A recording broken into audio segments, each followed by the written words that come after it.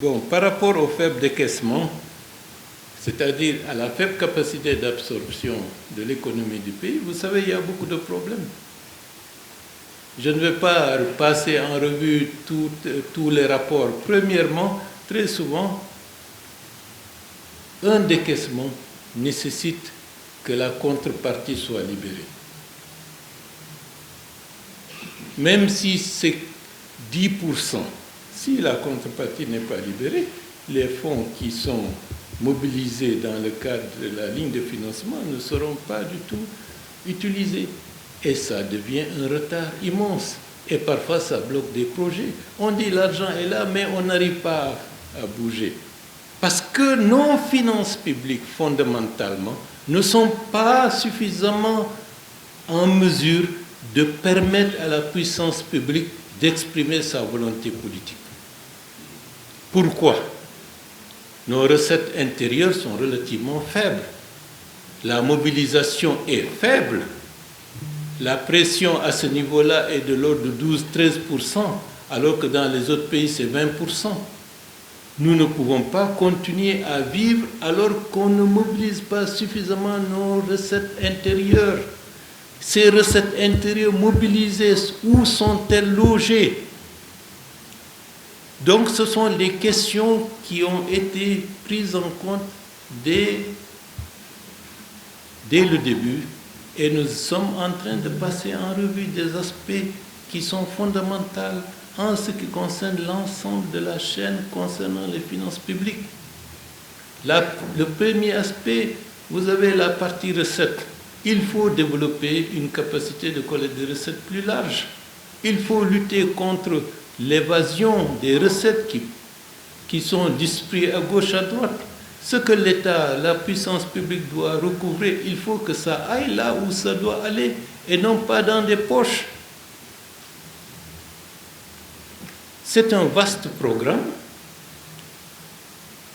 qui font qu'une bonne partie des recettes administratives, si vous voyez la situation, c'est comme si c'est COPEC.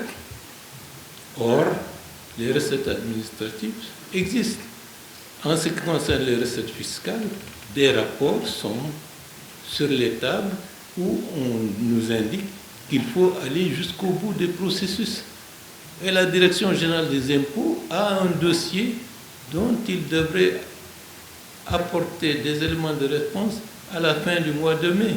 Je ne sais pas si c'était au début du mois de mai, mais je leur donne un sursis jusqu'à la fin du mois pour apporter des éléments de réponse par rapport à des entreprises qui doivent de l'argent à la puissance publique.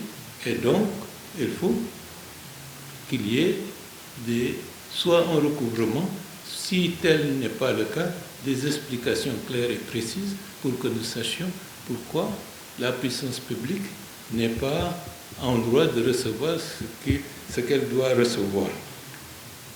Le budget, ce n'est pas un alignement de chiffres, d'intention, c'est l'expression d'une volonté politique d'abord et d'une possibilité. Si on n'a pas la possibilité, notre volonté, c'est uniquement du mirage. Et si on veut que l'État soit fort et les possibilités de son action, c'est sur l'aspect budgétaire en ce qui concerne la mobilisation des recettes intérieures qui doit être la priorité des priorités.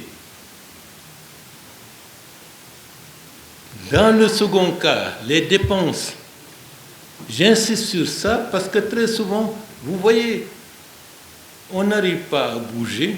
Ce n'est pas parce que les gens ne veulent pas bouger. C'est parce que parfois, il y a des difficultés en termes de trésorerie.